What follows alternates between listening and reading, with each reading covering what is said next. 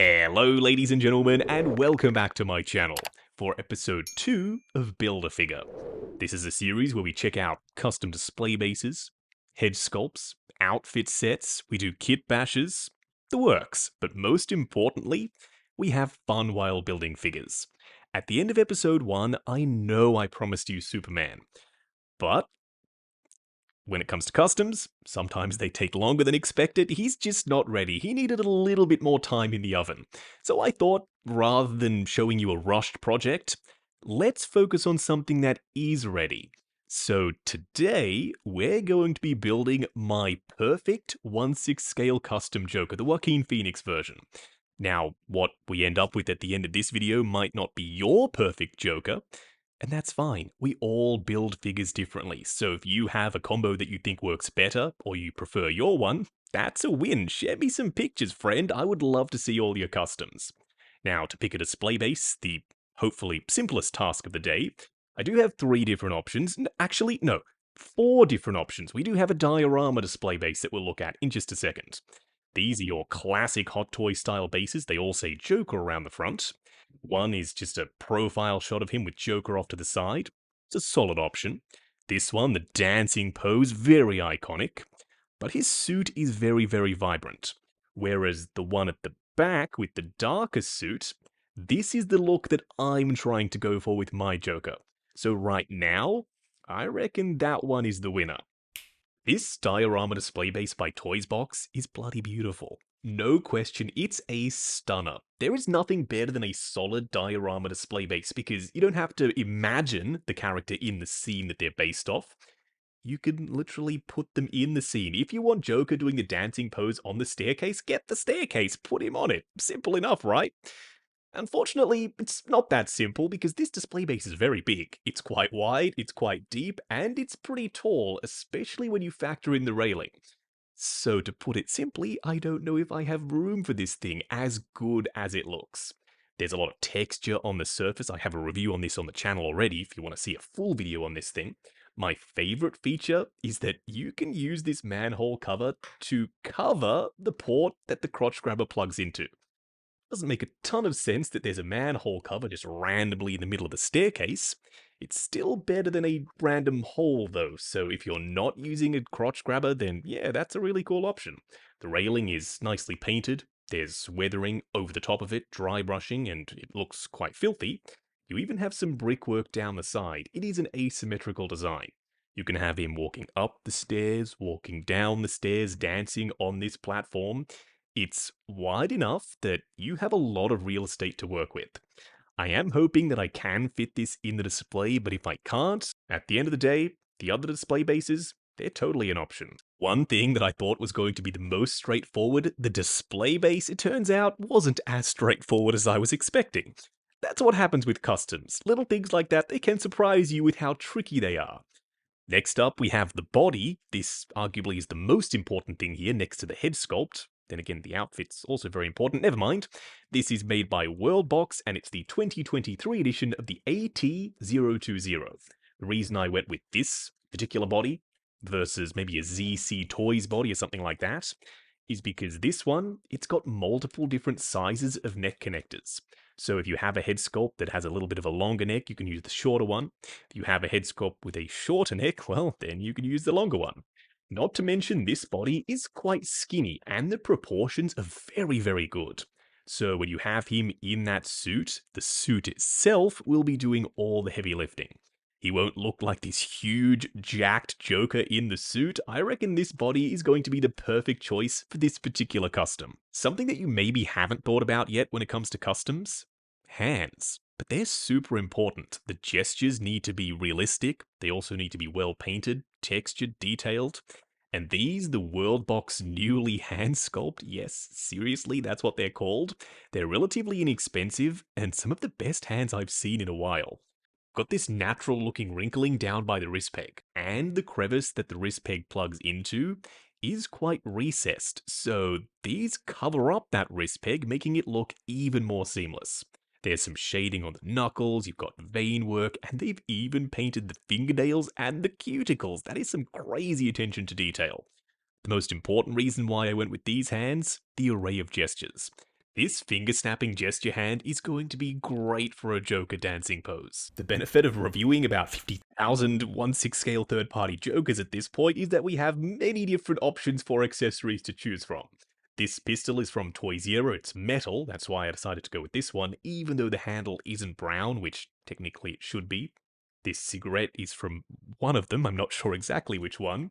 And this bouquet of flowers is from the Toy Zero Joker, so multiple Toy Zero accessories here. Okay, so for a quick mental checklist, we have the display base sorted, whether it's the standard base with the darker suit on it, or the diorama display base. Either one. We also have the body, the Worldbox AT020, and the hands, plus the accessories scavenged from multiple Toy Zero Jokers. Now, this is where the fun begins. We need to put together the outfit.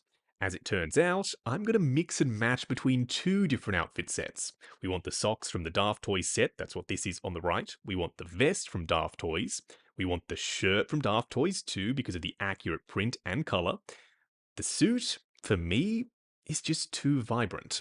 Now, I know the suit that Joaquin was wearing on set was this vibrant. The Prime 1 statue is this bright, the picture on one of those display bases also matched this suit. But in the movie, the final product, after all the color grading, the suit was significantly darker than this. I love this suit, it's just not the one I'm going with for this custom. The shoes, however, I will be stealing from the Dafotys set. There's a lot of texture on the surface, and they are just super accurate. So which suit am I going to go with? Well, this one I've actually already reviewed on the channel. It's the Toy Center suit. This red is significantly darker than the Dafotys one. This is what I had in my mind's eye when I envisioned a perfect 1/6 scale Joker. And the cut of the suit, I think, just looks better. It looks like a higher quality 1/6 scale suit. The lapels are a little bit bigger. To me, it looks more accurate. Now, I did have to paint the buttons a dark red because they were black originally.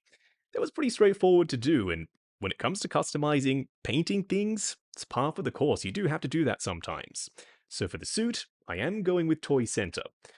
For the rest of it, I'm not going to use any of this. The shirt's not accurate at all, the color of the vest is way off, he's got a belt which he didn't have in the movie, and these shoes, they are so far from being accurate, I'm just going to put them right back in the box. So for the outfit, this is what I'm going with. For quite some time now actually, this has been my Joker head sculpt in the collection. It was done by Toy Zero, it looks fine, the hair is well textured, the blood trickling down is a nice touch, likeness from certain angles is okay, and the skin texture is decent. But we're not after decent. I said at the start of this video, I'm going to show you my perfect 1/6 scale Joaquin Phoenix Joker. And this head sculpt, it's a big part of that. In fact, it might be the biggest part of that. The sculpt was done by Zhao 3D Modeler and it was painted by Rock Bao. I have popped the links to Zhao and Rock Bao in the description below. This head sculpt is insanely good. From every angle, I can see Joaquin. The colors here are nice and punchy. The makeup looks natural, how it blends into the skin tone. The skin tone itself looks good too. The hair has a lot of flow to it, and that's just down to a fantastic sculpt by Zhao. I also dig the fact that his teeth aren't perfectly white, they're a little bit yellow, and slightly crooked. His eyes are full of life, he looks genuinely happy about whatever the hell he's done at this point. And compared to the Toy Zero one, oh, it's night and day. This Zhao 3D Modeler head sculpt is everything I was hoping it was going to be and more. We do have to move on, and we will, I promise. I just wanted to show you this head sculpt even closer up. The detail on the skin is insane. Even the wrinkling, the crow's feet, the eyebrows, the way they've been sculpted, the blend between the hairline and the skin tone with some scalp poking through. I just can't get over how good this head sculpt looks. Seriously, I'm so happy. Assembly time. Popping the head sculpt on the body, this is the first thing I always do. Because when you do that, you will know if you have to switch out the neck connector. This neck is sitting far too high up, so yes, I will have to switch it out for this much shorter one. It may still look a little bit too high, and that's just because he doesn't have his shirt on and he doesn't have his suit jacket on. When you have the other layers on and they bulk him up a little bit, especially around the traps, I think this is going to come across a lot better than it does right now. Now that I have the shirt on, I thought I'd stop here and I'd show you a little handy tip when you're assembling figures in suits. When you have the shirt on, can you imagine trying to pull the pants up while the shirt stays tucked in? and when you're articulating the arms around, keeping it down in the pants. It's quite a challenge. This shirt normally would ride up constantly, and the collar would ride up, and it would throw off everything, and it would look terrible. Just grab some duct tape or electrical tape, something that's sticky, but not too sticky to leave a residue on the shirt when you remove it. Cut a strip out, stick it underneath the figure's legs, connecting to the back of the shirt and the front of the shirt, while pulling everything taut. It will not get in the way of articulation at all, but what it will do is keep everything under control and managed when you're posing the figure or when you're assembling him. Even though we're only partway through the build, you know what? This is kinda displayable. Well, you need to pop a head sculpt and hands on, of course. If you wanted to have him in a pose with his jacket slung over his shoulder just with the shirt and vest on, yeah, I could totally see that working. The body is bulky enough that it fills out the outfit, he looks proportionate, the vest makes up for the lack of traps. It also helps manage the collar of the shirt, keeping it flat down by his neck. It hides the belt loops, because, yeah, I didn't go with a belt. I wanted this to be as accurate as possible. The pants hug the body just right, and they break at the right spot on the shoes. If you lift up the pants, I managed to get the white socks on there, so in a dancing pose, yeah, you will be able to peep those white socks. Et voila, my perfect 1/6 scale Joker. Emphasis on my. This head sculpt might not be for you. You might hate the head sculpt. I don't see how you could, but you might.